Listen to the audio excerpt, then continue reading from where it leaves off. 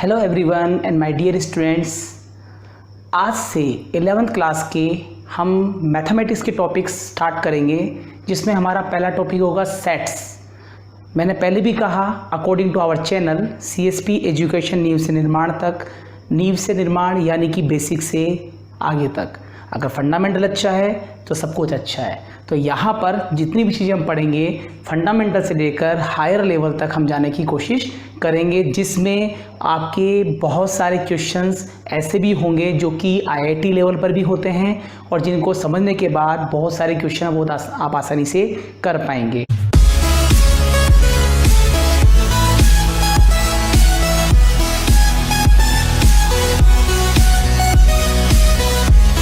तो यहाँ पर जो सबसे पहला हमारा टॉपिक है वो है sets.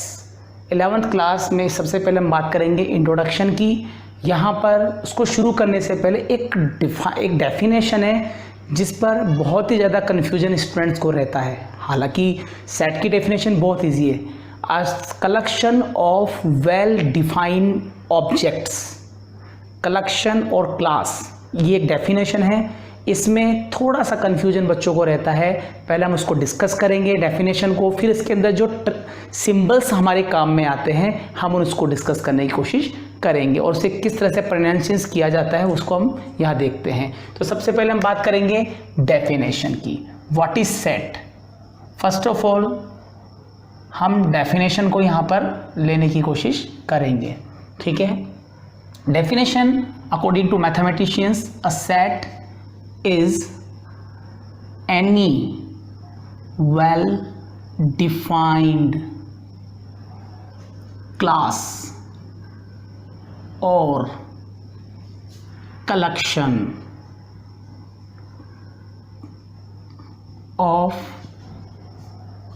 of objects is called set। Well defined class और कलेक्शन ऑफ ऑब्जेक्ट्स। अब ये जो ऑब्जेक्ट है, ये ऑब्जेक्ट कुछ भी हो सकता है। ये रिवर भी हो सकता है, टीचर्स का भी हो सकता है, कलर्स का भी हो सकता है, डेज भी हो सकते हैं। There are number of sets. तो सेट्स हम बना सकते हैं, बट एक कंडीशन यहाँ पर अप्लाई होती है जिसमें बच्चे बड़े कंफ्यूज रहते हैं। तो मैं आपको एक चीज़ बिल्कुल क्लियर यहाँ पर बता देता हूँ जो हमें ध्यान रखकर चलनी है। उस चीज़ को आप ध्यान रखें। यहाँ पर collection should not change from person to person।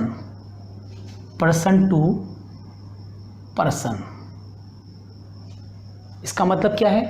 Suppose करो एक क्लास में दो बच्चे हैं, 2 स्टूडेंट्स हैं, राहुल और रमेश।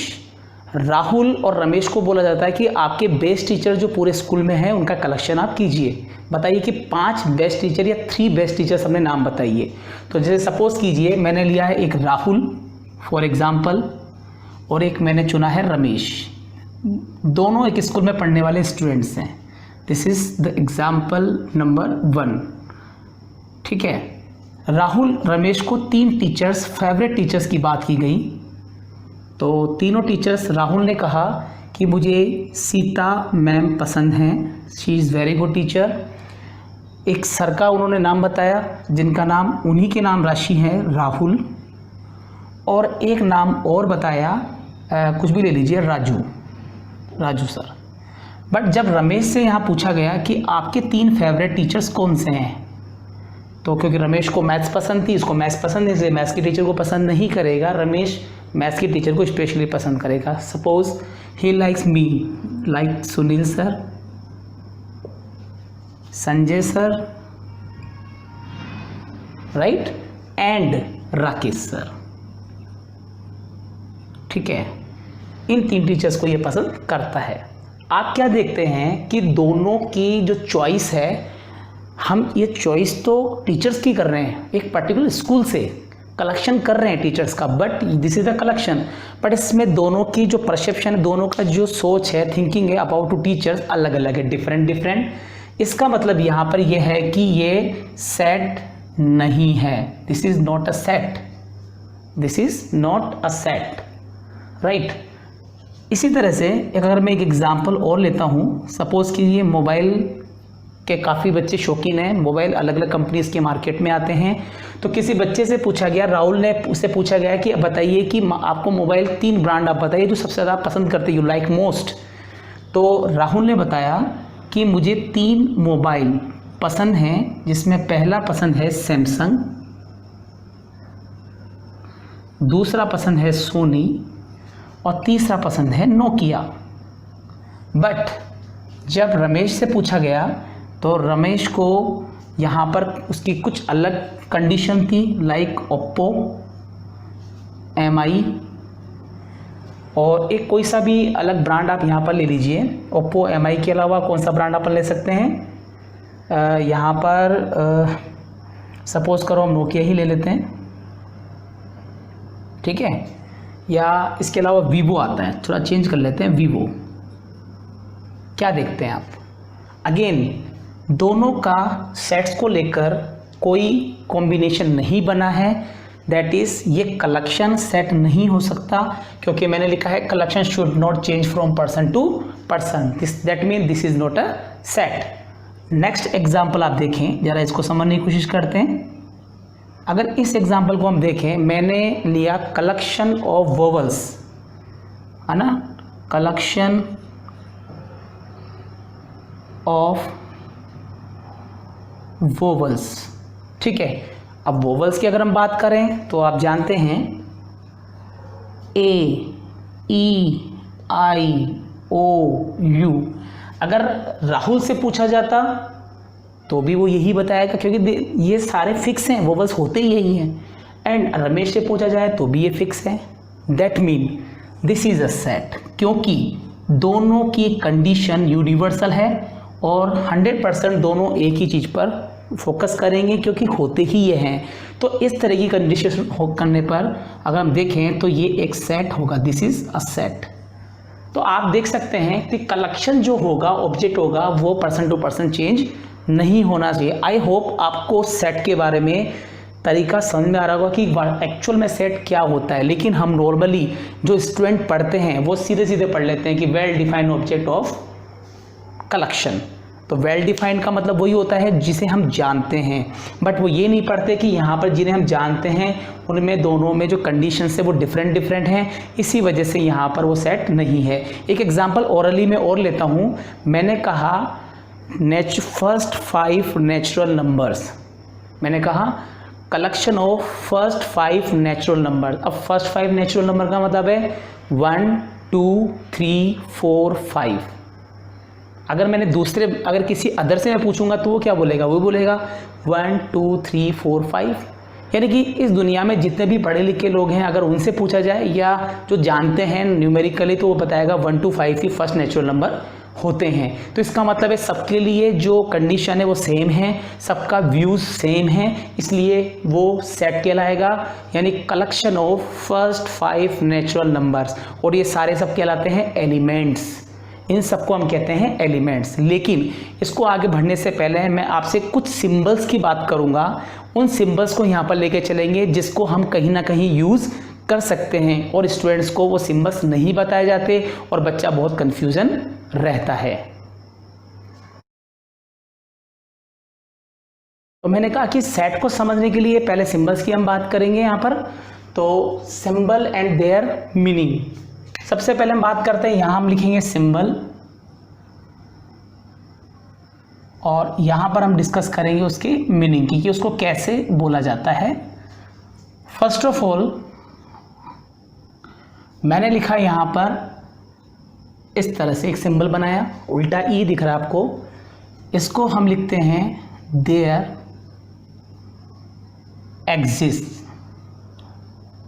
यानी कि इतना बड़ा ना लिखकर हम उसे बहुत शॉर्ट में लिख सकते हैं। ये आपको बेनिफिट मिलेगा शॉर्टकट्स के अंदर। सेकंड जो सिंबल आपका यूज़ होता है, हम जो यूज़ करेंगे वो है ये फॉर एवरी यानी फॉर ऑल, कई लोग इसे फॉर ऑल भी बोलते हैं। तो यहाँ पर इसको शॉर्ट में हम यूज़ करेंगे, उल्टा ए बना हुआ है, ठीक है, ये फिक्स हैं, इन्हें हम लिख सकते हैं। एक सिंबल आपका यूँ दिखेगा, इसे हम बोलते हैं इम्प्लाइज, एम्प्लाइज।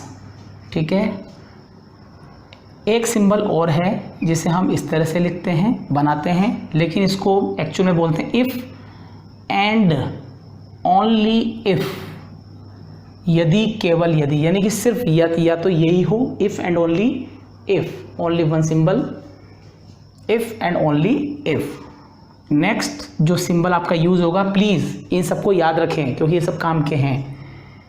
एक सिंबल आपको ऐसे दिखता है जिसे हम कहते हैं एंड। ओके, इसे हम कहेंगे एंड।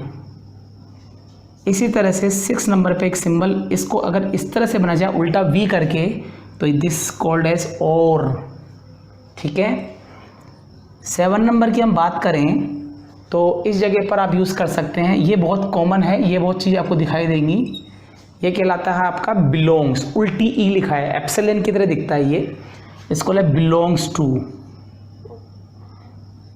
Belongs to. ठीक है, बिलोंग्स टू। ठीक है, यहाँ पर अगर मैं इसी चीज़ को, इसी सिंबल को कुछ इस तरह से लिखूं, does not belong, does not belong. ठीक है, इसी तरह से अगर हम यह बात करें, इसको एंड ही लिखेंगे, स्मॉल में कर देता हूँ जिससे आपको समझ में आ जाए, और इसको भी स्मॉल ले लेते हैं, implies.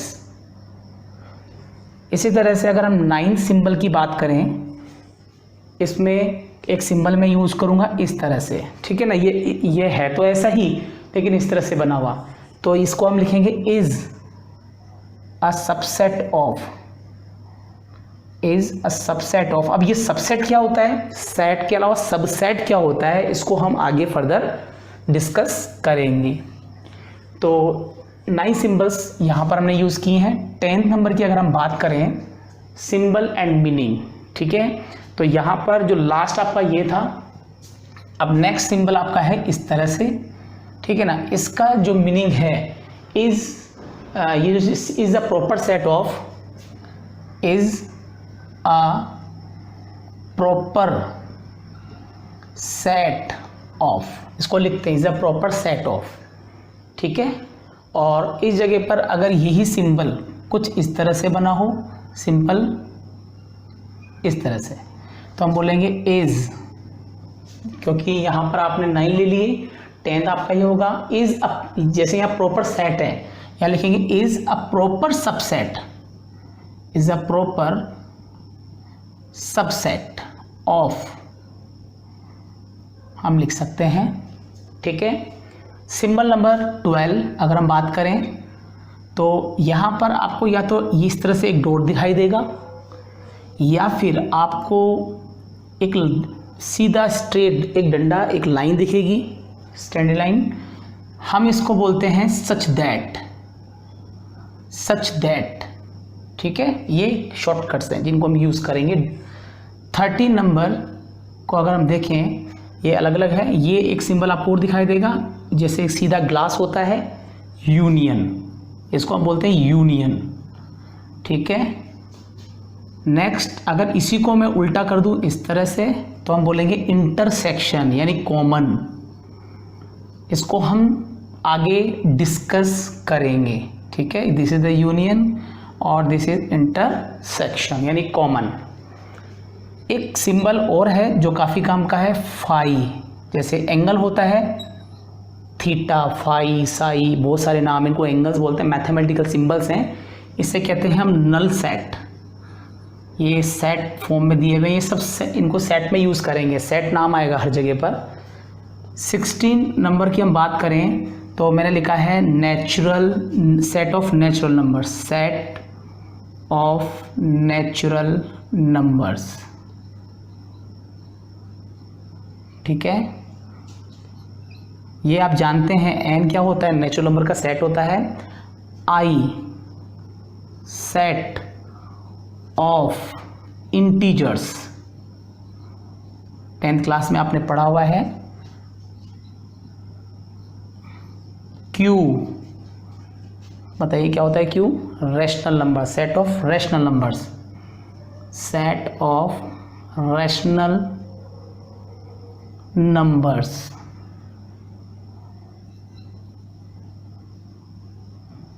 Set of rational numbers. इसी तरह से एक सिंबल हम और यूज करते हैं, आर, सबको पता है, real numbers. Set of real numbers.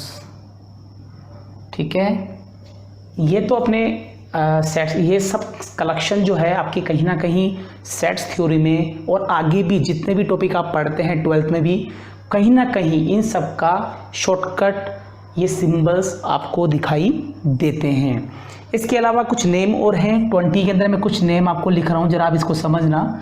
इससे पहले एक नंबर और लिखा है मैंने, सी, एक सिंबल है सी, यहाँ पर है सेट ऑफ कॉम्प्लेक्स नंबर। इसके बारे में अभी आपको पता नहीं है, इनको हम आगे फर्दर, इसका एक पूरा चैप्टर है कॉम्प्लेक्स नंबर्स पे, इसको हम डिस्कस करेंगे। नंबर्स, दिस इज नंबर्स, ठीक है। लेकिन इनके अलावा एक 21 नंबर पे मैं कुछ सिंबल एक साथ ले रहा हूँ, जरा आप देखें, I plus, R plus, Q plus. अच्छा, आई का मतलब क्या है? Set of integers. तो आई प्लस का मतलब है set of positive integers, plus का मतलब है पॉजिटिव इंटीजर्स। आर यानी रियल नंबर, इसमें नेगेटिव और पॉजिटिव दोनों आते हैं, बट प्लस का मतलब यहाँ पर हो जाएगा पॉजिटिव रियल नंबर। और क्यू का मतलब क्या है? यहाँ पर आपके set of rational number, but यहाँ पर क्योंकि प्लस आ रहा है इसका मतलब है रैशनल में पॉजिटिव और नेगेटिव दोनों आते हैं, बट ये जो प्लस है वो किसके लिए है? Positive rational numbers. इसी तरह से पॉजिटिव नंबर्स हैं, इसी तरह से और भी सिंबल्स हम यूज़ करते हैं, I0, Q0, R0 और C0। ज़ीरो का मतलब है जिसमें ज़ीरो नहीं आता हो, जैसे आई क्या है? इंटीजर, इसमें ज़ीरो आता है, तो non zero integers, non zero rational number, non zero real number, non zero complex number. ठीक है, वापस सुन लो, ये सब कहलाते हैं positive numbers, real integers, real positive integer, positive real number, positive rational number. ये रहा। अगर जीरो की बात करें, आई का मतलब है इंटीजर, तो सेट ऑफ इंटीजर है, लेकिन यह है नॉन जीरो इंटीजर्स। क्यू क्या है? क्यू कहलाता है रैशनल, लेकिन कौन से? Non zero, non zero real number. R का मतलब है रियल नंबर। C0 का मतलब है non zero set of complex number. I think आपको ये सिंबल्स समझ में आ गए होंगे, और डेफिनेशन को मैंने थोड़ा सा यहाँ पर आपको समझा दिया है, और जो कन्फ्यूज़न था वो भी मैंने यहाँ पर दूर किया है। नेक्स्ट लेक्चर के अंदर हम डेफिनेशंस को आगे बढ़ाते हैं, और इससे रिलेटेड कुछ डेफिनेशंस हैं वो करेंगे, साथ में एक एक एग्जाम्पल को लेके चलना होगा, जिससे कि आपको सेट थ्योरी प्रॉपर वे में समझ में आए। और ये बहुत इंपॉर्टेंट है, अगर आपको ये चीज़ें समझ में नहीं आती हैं तो आगे आने वाले टॉपिक हैं, रिलेशन हैं, फंक्शंस हैं, और बहुत सारे टॉपिक हैं, बहुत सारे चैप्टर हैं 11th और 12th के, जहाँ पर इन सिंबल्स को हम यूज़ करते हैं। स्पेशली हायर क्लास में modern algebra, modern algebra, abstract algebra एक टॉपिक, एक बुक है पूरी, जहाँ पर हम इसको पढ़ते हैं, और प्योर मैथ्स के अंदर इसका बहुत यूज़ है। थैंक यू सो मच, आपने इसको देखें और रेगुलर इसको आप वॉच कर इन टॉपिक्स को समझने की कोशिश करें। Thank you.